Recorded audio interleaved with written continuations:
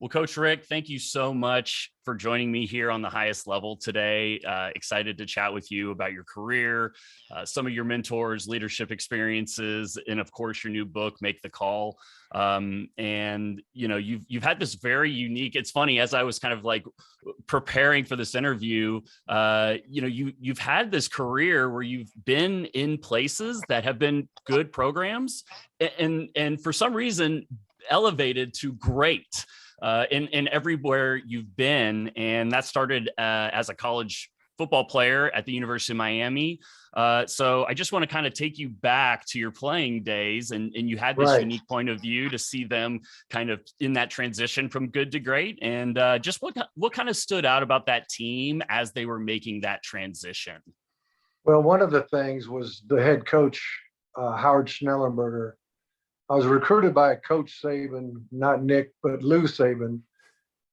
He was there one season, but after that, Coach Schnellenberger came in, who was he was the offensive coordinator of the Miami Dolphins when they went undefeated, and he brought the Miami Dolphins system to college football. And it was very interesting to see. One thing Coach Schnellenberger did is he would speak things into existence. He was a very bold prediction guy, and he would set the goals higher than most people thought he should. But we were a bunch of 17 to 21-year-old guys that believed him, and somehow we began to live up to his expectations. And it started out as simple as one season. It was our goal is a bowl, just to get to a bowl, and we got there, and so. Little by little, then he said, he made the claim, we're on a collision course for the national championship, but the only variable is time. Okay, so that was his big, bold quote. Well, sure enough, the year after I left, in year 5 of his tenure, 1983, Miami wins the national championship. So the other thing that stands out in my college career is all these goals and dreams I had for myself personally. Unfortunately, I had a guy named Jim Kelly who was living my dream for me. And then when we left, Bernie Kosar and Vinny Testaverde were next in line. They were freshmen while we were seniors, but just was surrounded by greatness when it came to quarterback play in college and in my little short stints in the NFL too. Yes, you've certainly been surrounded by great teams, great coaches, great players. And when you were a young player, even though Jim Kelly was getting most of the playing time, were you even thinking about coaching? Was there anything that stood out to Coach Schnellenberger, like that you were analyzing as a future coach, or did that not come till later on in your journey? Well, I'll say this. I loved the strategy of the game. I love studying, why we did things. And I would ask that question. And as a player, it's kind of a fine line to say, why are we doing this, coach? And I was asking why, because I wanted to learn, not because I was doubting what was going on. And I think at times I got misunderstood. But my goal when I said why was, why are we hot in this situation? Why are we checking to this and that? And instead of just doing it, I just wanted to know why. And so that helped me learn the nuts and bolts of everything. And by asking why, I guess that was kind of a coach in the making. But I would say if you'd ask my teammates who would be least likely to coach it, it probably would have been me. So after getting cut from a couple of NFL teams, Denver with John Elway and Miami Dolphins with Dan Marino, it was time to think about doing something else. So I got fired from about 5 different jobs, including being a bartender. That was the last job I had before I coached. And after I got fired from that one, I'm like, well, maybe I should try coaching. And that's kind of how it started, just as simple as that. And this led you to Florida State, I believe. How did that even come about? How did you get a grad assistant position with Florida State at the time? Right. Well, it was interesting. When I decided to coach, I got that college blue book of athletics, and that had all the colleges and addresses. And I just started writing letters. I asked for a couple of letters of recommendation for my position coach in Miami, who was Earl Morrall, the quarterback of the Dolphins, along with Bob Greasy, working with Coach Schnellenberger. But the long story short, I wrote these letters out, had a few letters of recommendation, and I got a few affirmatives to come as a graduate assistant coach. And one that I chose to go to was LSU. Bill Arnsbarger was the head coach, I believe, but he was the defensive coordinator of the Dolphins when they went undefeated. So that's where the connection was. And I was going to help Ed Zombrecker be the quarterback's coach at LSU. Well, the night before I left, my U-Haul's packed to go to Baton Rouge, I get a call from Coach Bobby Bowden. And he offers me the opportunity not only to be a graduate assistant, but to help him personally coach the quarterbacks. And so I didn't even realize what a big deal that was back then. And what ultimately happened was he came to my first quarterback meeting and kind of watched me do it, and then kind of followed me around a little bit that first practice, and he never came back. So I'm a 25-year-old graduate assistant coach coaching the quarterbacks at a Power 5 school, Florida State, and I didn't really realize what a huge deal that was until you look back on it. Yeah. And the thing I love about that is, I think we, especially in coaching, we have a tendency to get really wrapped up in the titles and wanting that title, but this may not have been the title of quarterbacks coach, but it sounds like it was an incredible opportunity that really probably springboarded you to your future as a college coach. And what happened to me, because of all the things I learned from Coach Schnellenberger with the Miami Dolphins system, I really, Coach Bowden at Florida State, they were run, play action, pass type team, mostly I formation. And I got exposed to a lot of the drop back passing game, protections, route concepts, all these reads and even fundamentals. Coach Morrill was a great fundamental coach, of quarterback play. So all the things I learned as a player really gave me some credibility, within that staff. Over time, I was smart enough not to act like I knew everything, but there were times when I knew I could interject a thought, and every little by little, a few of my thoughts became calls on the game plan, and some of those became successful in a real game, and actually helped us win a game one time. And all of a sudden, things started to take off for me after that. That's really cool. And, just like any player or anybody in any performance-based industry, you kind of build on your successes. And I'm sure that was the case, getting a couple of play calls, your first couple of play calls on the play sheet. Was Coach Bowden purposeful about this? Because it's almost kind of like you were developing as a coach, both obviously running that room, but also kind of your continual learning and growing. Just talk about how that process went and how purposeful Coach Bowden was about that. Well, I think in the beginning, he was just looking for a guy that could help him do his thing, continue to be head coach, play caller, and he needed somebody to help him with quarterback. So I don't think he kind of thought I was the guy to grow and mold. But I think once I got there, he saw enough potential that he let me grow. And one of the things Coach used to do the night before every game was he had a meeting with the offensive staff called the iffy meeting. If this, then what? If that, then what are we going to do? So, one of the situations we would cover, obviously, was 3rd and long. And the first time I had interjected a play into the game plan, it was a 3rd and long play that covered 2. We had a shot at hitting a square end, down the field.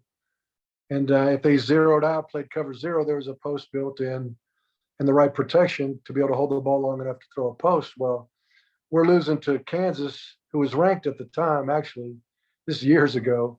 And we're down 20-10, and it's 3rd and long. And I'm up in the box, just trying to give coverages and things like that. And Coach Bowden hesitated just a fraction on a 3rd and long, and me being an idiot, I blurted out this play. We called it red 200X on, right? So, and he's like, what are you talking about? I said, Coach, it's the play that you allowed me to describe in that iffy meeting the night before. does Chip know what to do? Does Ferg know what to do? The quarterback was a true freshman quarterback. I was like, yeah, he knows what to do. Coach said, timeout. So he called timeout. He let me talk to Chip and explain, hey, safeties go deep. We're trying to hit the square end of the check down. And if safety levels off, we're taking the shot, right? So sure enough, they go 6-man pressure, play cover 0. And he launches the bomb, hits him on the dead run for a touchdown. And we end up, changing the momentum of the game and ended up winning the game 24-20. So as I'm blurting out this thing in the press box, you got veteran defensive coaches right next to me wondering what's this young kid trying to do. And so I was kind of had my neck on the line, but I wasn't smart enough to know it. And thankfully it worked. But that gave me a little credibility amongst the staff and in Coach Bowden's eyes. Yeah, that's really cool. And I know you had a year where you went to East Carolina to work with them and the quarterbacks, and before coming back to Florida State. But just kind of talk about obviously you're referring to kind of like your slow maturation process as a coach. Right. How was that experience kind of like going outside of Florida State to experience another coaching staff and then coming back? Right. Well, what happened was the first 2 years I was a graduate assistant at Florida State. The next 2 years they had a status called volunteer status. So I was not a full-time coach because there was not a position to give. You only had 9 and nobody was leaving. So I became the volunteer coach and coaching the quarterbacks. But then my first shot at being a full-time coach, I got offered the opportunity to be the offensive coordinator at East Carolina, as you mentioned. And so I'm way out of my comfort zone being the coordinator. Young 28-year-old guy, had 2 guys in the room that knew more ball than me, and they knew it and I knew it. It was kind of intimidating time, but it was a time that I think God used to, help me grow as a coach, as a leader of not only a quarterback room, but of staff, and got to make my mistakes when no one was watching real close. And then what happened was, after that one season, a full-time position did open up at Florida State. And Brad Scott became the offensive coordinator and needed someone to help him with the passing game. So he called me and I said, if Coach Bowden wants me back, I'm coming. And I had a conversation with Coach, and he made it clear that he wanted me to come back. So that's how I got back to Florida State as the quarterbacks coach and eventual play caller and eventual offensive coordinator. Yeah, and this was an amazing time for Florida State football, and honestly, probably one of the most amazing runs in college football history, definitely in my lifetime in recent memory, where Florida State was a good program. Coach Bowden had done a good job building it up to being competitive, being ranked almost every year. But really, what this time when you would come back, this was the elevation from a very good team to an all-time great team, which really started in 1987 and ran all the way through 2000. Right. So just talk about what changed in the program. I know like players are a big deal, but like, was there a mentality change or just what did you notice as a coach at the time? As you mentioned that run, we went 14 years in a row in the top 4. And, won 2 national championships and all that kind of good stuff. But I think what changed, truthfully, is there was a season where Florida was always the nemesis of Florida State. Florida State was always the little brother in the state. And even when it came to recruiting, if a kid wanted to go to Florida or Florida State, he went to Florida almost the entire time, especially when I first got there. But what happened was Florida hit a season or 2 where they got put on probation. And part of the probation is they couldn't be on television for 2 seasons. That just happened to be the same year Deion Sanders was coming out of high school. And Deion, he wanted to be on TV. So he wasn't about to go to school that he couldn't be on TV. And so that class, we actually called it the Golden Class. And the reason why we called it the Golden Class, ironically, was just we had name tags on that magnetic board, where we had these names, and it just, the color code happened to be gold for that class. But we signed a tremendous class, not only Deion, but a lot of other great players. And then continuing on with the Deion discussion, we had to decide where we're going to play Dion. We knew he could be all-world receiver, defensive back, whatever he wanted to be. And Coach Bowden, I'll never forget, Coach Bowden said, "Man, we can win a lot of games with him as a wide receiver, but I think we can win championships if we could play defense like we need to play defense. We're going to put him on D." And so, of course, Mickey Andrews had a little something to say about that too, the defensive coordinator. But I think the shift of Coach Bowden being an offensive coach, saying, if we're going to win, we need more defense. Let's put the best player on the field on the defensive side of the ball. I think that was part of the change as well. Yeah, I like that because, obviously I was an offensive coach and I can relate to kind of the default feeling of putting him on offense. But I love that he was willing to change to kind of do something different in order to elevate the program. And obviously when you start having success, you're going to deal with complacency or players or coaches feeling like they're responsible for that success. Right. So just kind of talk about how Coach Bowden led the team and how the coaching staff was able to avoid that complacency and kind of handle that success you guys were having. Well, before complacency sets in, you do have success, like you mentioned. And so success begat more success. The better we played, the better players we got. So that helped us for sure. But there was one off-season conditioning program that we had that we called mat drills, okay? And that was the thing that would keep everybody humble. It was very grueling, 5:30 in the morning deal that a lot of people do, but we did it in such a way that if one guy messed up, all 10 had to go back. It was very good in team building. And it was tough. And it was a situation where if you didn't want to do it, you had one other choice, and that was to walk out the door. You walk out the door, you're off the team.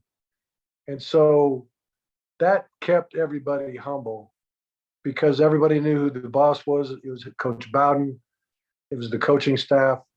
And it was not like an iron fist type leadership style. I mean, Coach Bowden led not from intimidation, but he led from compassion and love. I mean, these guys knew he loved them, but he was a lot more hard-nosed guy than everybody believed, and the ultimate competitor. So, we as coaches, like the players, loved Coach Bowden as much as they did, and we wanted him to win, probably more than we wanted us to win. And I think that was true of coaches, players, and that was just the magic of Coach Bowden's style that people loved him enough to want to, not have him be disappointed in us. And that's a special skill as a leader to be able to show that compassion, but at the same time, hold everybody to high standards. That's right. And keep driving towards that success. So I love kind of like that inside perspective, because you're right. Like we see what we see on SportsCenter, and it's great quotes, and but a lot of times we don't see what's behind that. Yeah, he's super competitive guy. The one thing Coach would do as a leader, which I loved about his leadership style, is, he coached the coaches, but every time he could, he coached them in private or in the staff room, not in front of his players. So he might have seen something I was doing he didn't like, and he jotted down on his little steno pad, and he'd wait till later to talk to me about it if it could wait. Some things can't wait. You just got to correct it. But for the most part, he wasn't constantly correcting me or anybody else in front of their position players, because you tend to lose credibility as a coach, and the players start wondering what's going on. So it was very rare that he would correct us in front of the players. He would always correct us either in our office or during his staff meetings. So he'd have his notes for everybody. Then we'd break into offense, defense, and he'd have more notes for the offensive staff. And then he usually had a couple more notes for me before it was over.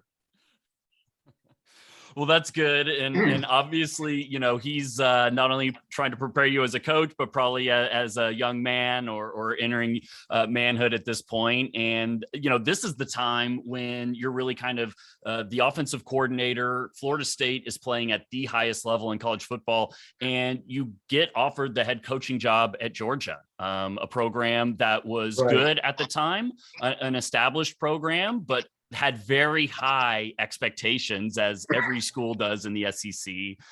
So I just want to hear like what your mentality was going into that first head coaching job, knowing that you were going into a very competitive conference in a school Right. that had those high expectations. Well, that was part of the reason why we took the job. I know how hard coaching is, and I know how you could be a great coach and lose a lot of games. And a lot of it just in college in particular might have to do with where you're at. And so I wanted to go to a place that had tradition of winning, that had a recruiting base, within the state that you were going to. But also I wanted a good home for my wife and children. That was a big part of it too. We weren't going to sacrifice our family life just to go to the best program, so to speak. So, but Georgia fit the bill in all those categories. So that's kind of why we took it. And as I took that job, I felt like I was very fortunate. I spent 15 out of 16 years at Florida State under Coach Bowden, highly successful. So, a lot of guys become head coach after the sixth school, and they have all these different ways of doing things. They're like, well, I like this here and I like this there. And, what did I like from this place? And you're kind of piecing it together. Where for me, I had one way. It was the Florida State way. It was the Coach Bowden way. And so that's how I started doing things, because I didn't know any different. And it made things simpler for me, at least as we got started, to have a point of reference on how we wanted to go about our business.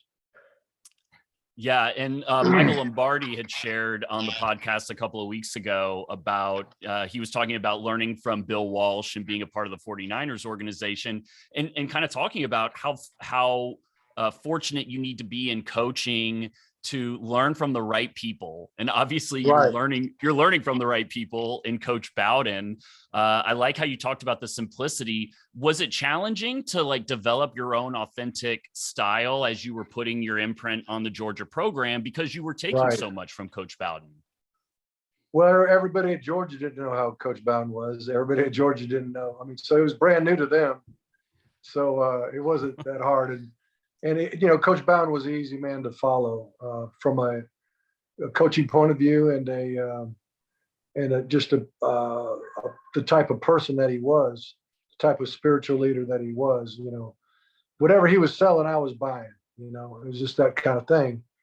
And I mean, he led me to Christ in 1986. He changed my life for all of eternity. I love Coach Bowden. It was the hardest thing to do to leave him, to be honest with you. I mean, if I didn't think God was calling me to go, I wouldn't have gone. But it was a big leap of faith to go. But like I said, no one knew any different. They didn't know if it was my idea or Coach Bowden's idea. But I will say that, my offensive philosophy was a little bit different than Coach Bowden's. But once I became the coordinator and it became the play caller, he allowed us to incorporate things at Florida State that he just wouldn't have done on his own, because he didn't have that experience. And then when you started to have a great player like Charlie Ward, and he struggled under center, and all of a sudden, every time we got a 2-minute drill, we're driving the field with Charlie. We just started the game in a 2-minute drill. See how that goes. Well, we got 850 yards and 70 points and 10 drives and 10 touchdowns. So, we just changed the way we played football, and we changed the way a lot of people across the country began to play more up-tempo football. Right. And during this time, this was like I had talked about, it was an established program, but the program was able to kind of reach new heights during this time, especially early on. And so was there anything that kind of stood out to you in terms of the elevation of Georgia? Was it centered around getting the right types of players into the program, or was it like focused on the mentality? Just like what do you think separated Georgia at that point in time? Well, Georgia did not have a shortage of great players. When I got there, Jim Donnan, the head coach prior, they recruited their tails off. They were great players. I mean, the first defense I had, by the time they all graduated, every one of them was a draft pick.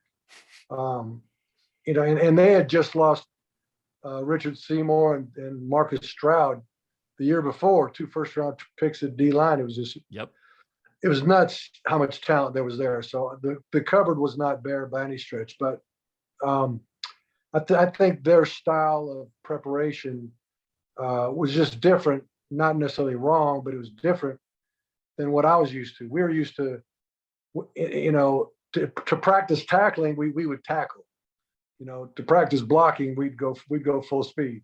To practice a cut block, we'd cut block, And so we did a lot of scrimmaging and a lot of tackling to the ground and just some hard-nosed practices along with that off-season conditioning program I mentioned that we called mat drills. That became a big deal for us at Georgia because part of the mat drills was every drill had a finish line and you had to finish the drill. That was the mantra, finish the drill. But finish the drill meant more than finishing the drill in the offseason. It meant when things get tough, don't quit. And we played a game against Tennessee year one where we came back and won it when it looked like it was over. We celebrated in the locker room and I was calming everybody down and telling them what had just happened. And somebody jumped up and said, "Hey, coach, we finished the drill." And I said, "That's right, we did." And so all that work we put in that they were like, "What in the world's going on here?" They realized it was worth it. And that changed things for us.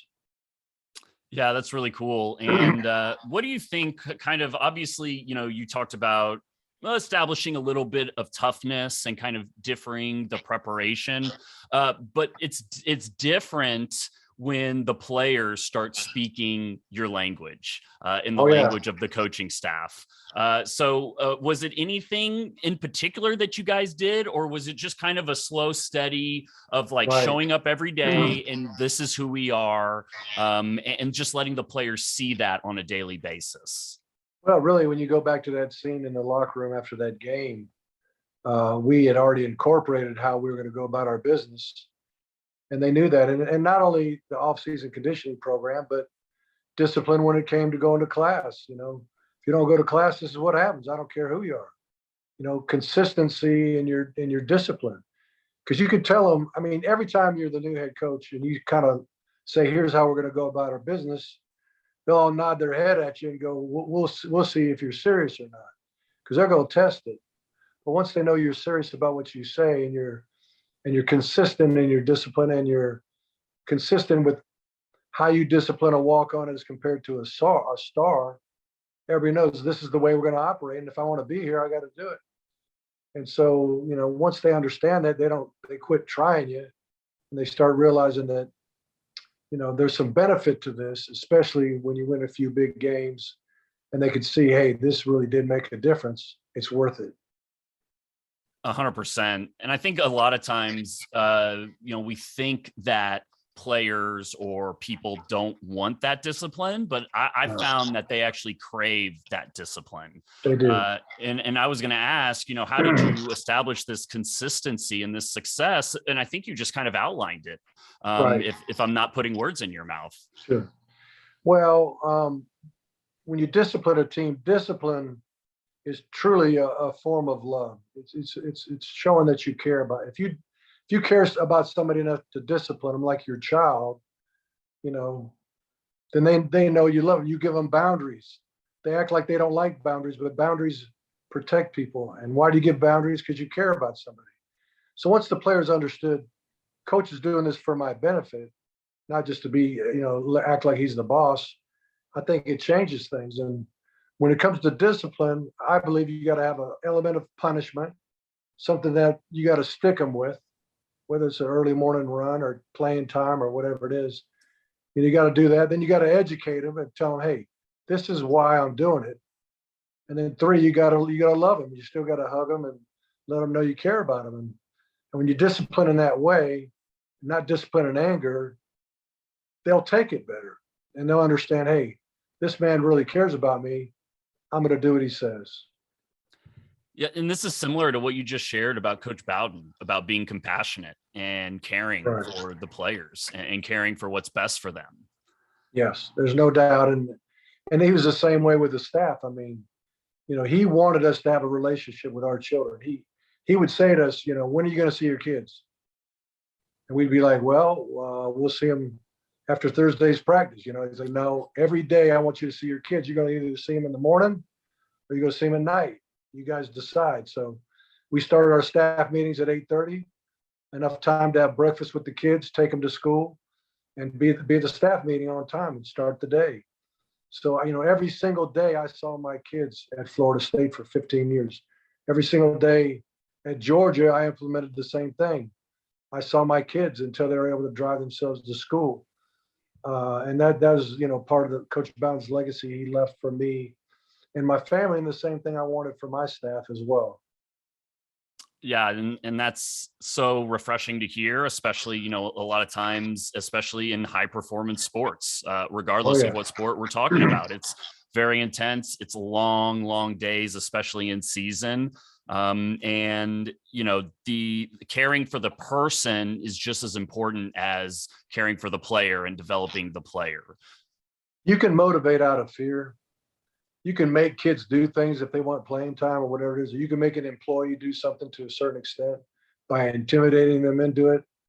But until you capture the heart of a person, it's going to be a reluctant obedience, so to speak. It's not going to be a bought-in person who loves where they're at and loves being a part of this team, and the team takes on a whole new meaning when the leadership starts. When the caring starts from the leadership. Yes, it is trickle down effect for sure. And it has to come from the leader. And, you had really kind of this unbelievable run of consistency and success at Georgia. And I just want to hear from you, what were some of the common traits on all of those teams? But then also, how did the program evolve during that 15-year period? Well, you mentioned a little bit about players taking some ownership, and in the very beginning, when you establish, how things are going to go, the coaches have to be strong leaders because the players don't know what you want yet. But after, like for us in year 2, we went 13-1, and part of our success was the leadership of our seniors and leaders in general had taken some ownership. They knew what the standard was. And when they're meeting the standard themselves and then asking it of their teammates, the coaches don't have to say a whole lot. They just got to keep everything on the rails and keep it going when you got good leadership. I mean, I can remember that season in particular. We're playing Auburn, and we got to win that game to get to the SEC championship game. And we're playing horribly in the first half and getting our butts beat. And so I'm in the locker room getting ready to decide what I'm going to say to the team before we hit the field again. And off in the distance, I hear one of the players giving everybody hell.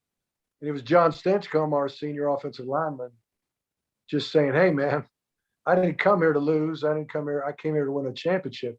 And this is it. This is our last shot. And I'm not playing good, and you guys aren't playing good. We got to, so he read the riot act.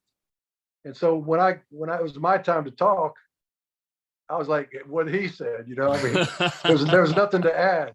John had done it. And the guys responded, and we came back and won that game in dramatic fashion. But it never would have happened without the leadership of John Stinchcomb and the rest of the seniors on that team. Yeah. That's so cool to hear. Just a little bit of the inside the locker room point of view. It was definitely, especially when you look at you mentioned it a moment ago, how fortunate in coaching, we don't get the opportunity to stay in one place for maybe more than 5 or 6 years at a time. And you were really fortunate and blessed in your career to spend 15 years in Tallahassee and 15 years in Athens, and obviously 2 great college football programs, college towns, and just like a very special time to have that run of success in Georgia. Yeah, it was amazing. But what happened while at Florida State, again, I saw the benefit of a head coach staying over time, assistant coaches staying over time. And the benefit was when the former players, when you know them when they're in the 8th grade and you recruit them through high school and you coach them, and then you see them play pro ball, or you just see them grow up in life, and they come back and with their wife and kids, and there's something about going back to your school and your coaches still being there. And that was just really attractive to me. I wanted that for my family. I didn't want to move. As you mentioned, as coaches, a lot of times to go up the ladder, you got to move. You're moving here, you're moving there, you're moving there. Then there's what I call the trail of tears behind you, and that's usually your wife and kids having to pull up every time Dad gets a new job. And I didn't want that for my kids if I could help it, because sometimes you just can't help it.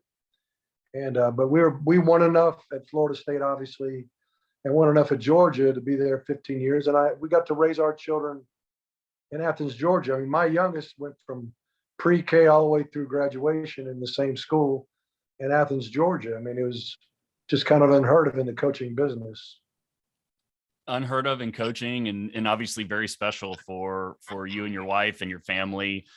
Very cool that you guys got to do that. And another cool thing that you got to do, which was kind of like one of my career goals. I went to University of Colorado. That was always a North Star of mine to be the head coach there. And you got this opportunity. You got to go back to University of Miami where you played and be the head coach there. Just talk about how personally meaningful that time was for you. Right. I went to Miami after I left Georgia. My goal was to sit out a year and rest. I needed rest after 30, however many years it was. And, but I wasn't smart enough to do that. Miami came calling, but I didn't take the job because it was my alma mater. I took the job kind of for the same reasons, as far as a program with history of winning, a program that has a recruiting base where you could get the players, and being in a league where you ought to have success. So all those were important. Now, the part about, raising our kids, that was done. Our kids were raised. So it was time for, me and Mama to live in Coconut Grove and enjoy that life as well. So, but what happened was, after being there just a very short time, it became very personal that it was my school.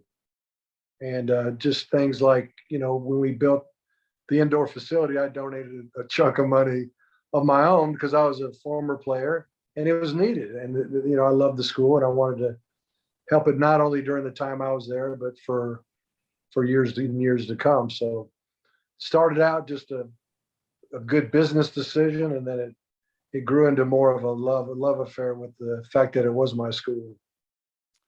Yeah. And, this, like I mentioned at the start, you've had just an incredible career being associated with successful programs, basically the entirety of your career. And just want to hear, when you were part of these programs that went from very good to great, was there a common characteristic in all of these teams, or were they all different progressions to that height? Again, I think it was a lot about the buy-in of the players. That was huge. I mean, everybody's got to be on the same page. And even before that, you have to start with the players themselves. I mean, the better your players are, the better coach you are. I mean, let's face it. I mean, Charlie Ward made me a great coach. Okay. Chris Winkie made me a great coach.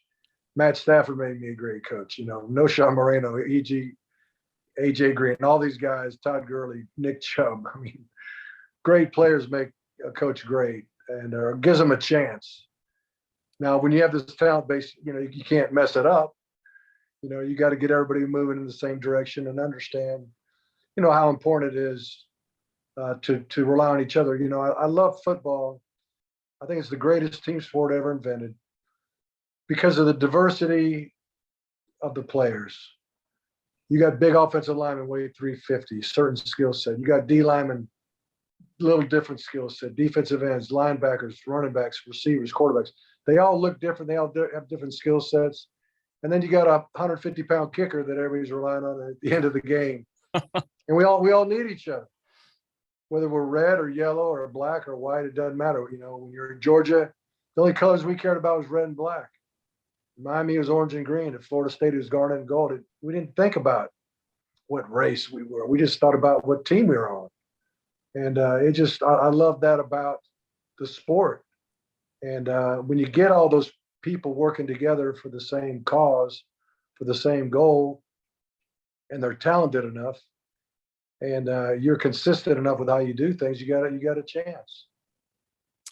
I 100% agree with you, Coach. Having the AJ Greens and the Nick Chubbs of the world definitely helps, but that only gets you so far. And like you said, I think that final piece, or the biggest piece, arguably, is getting everybody to play together, and everybody bought in to coming through for the person next to them. So I definitely have seen it in my career, and you wrote this book that just came out, Make the Call. And I just want to hear, like, what was the meaning behind the book, or just what was, why did you write the book?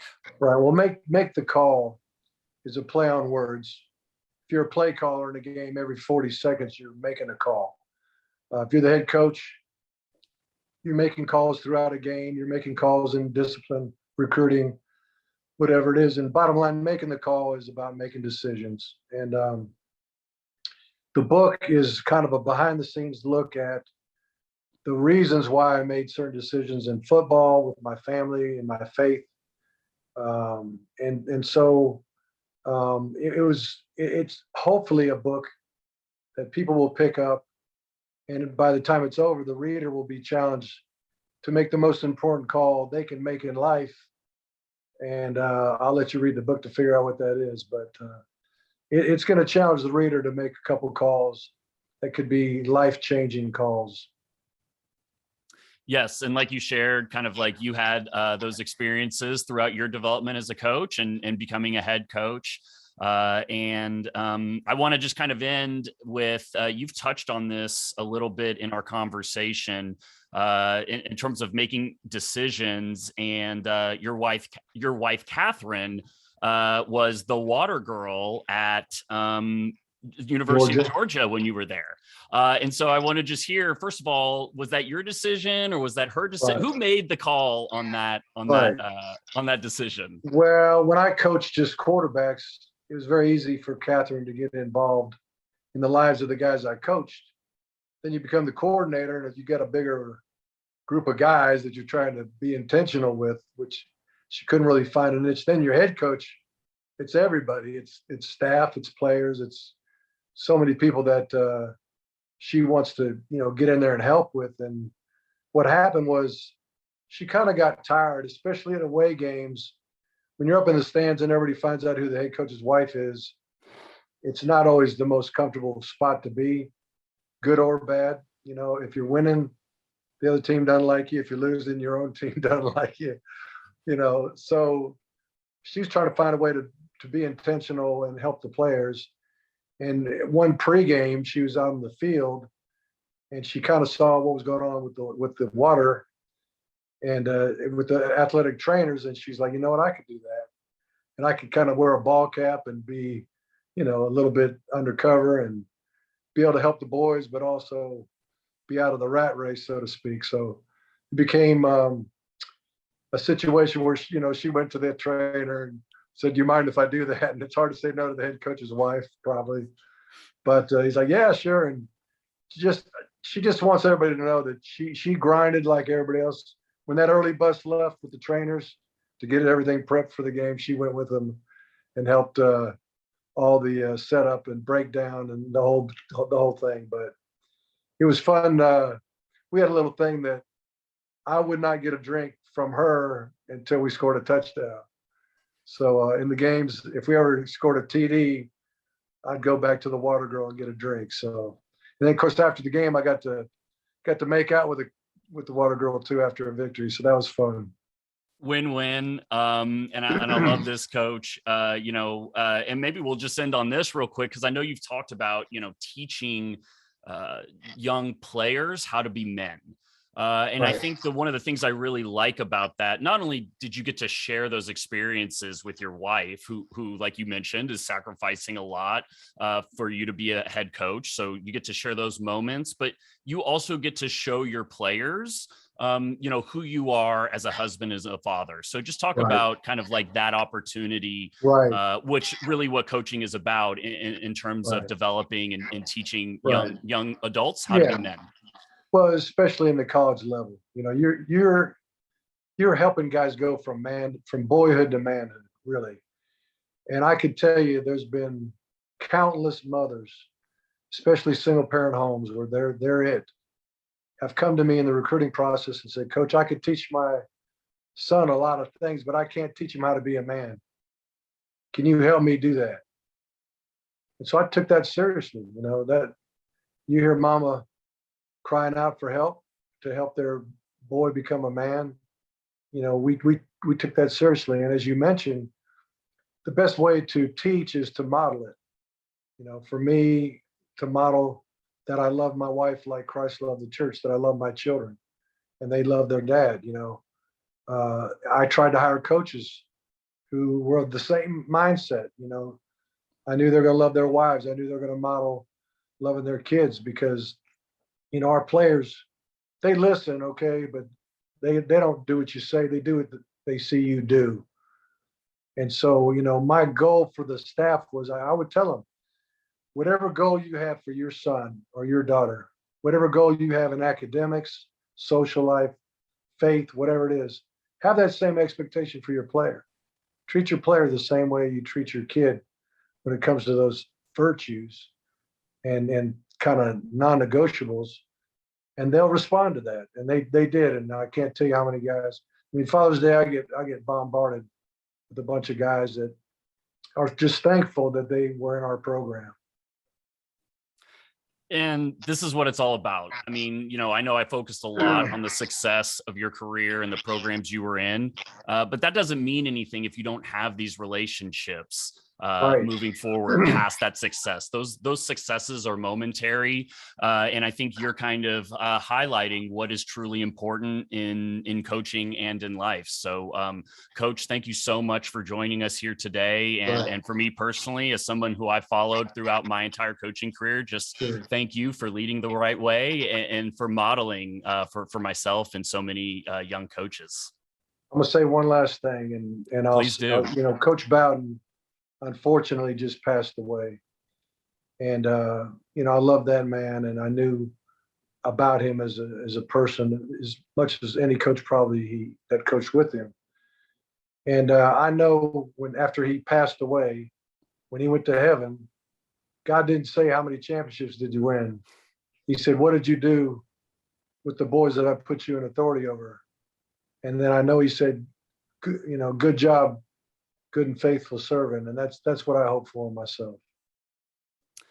Amen, Coach. And a beautiful way to end this. And like I said, thank you so much for joining me. And the book is Make the Call.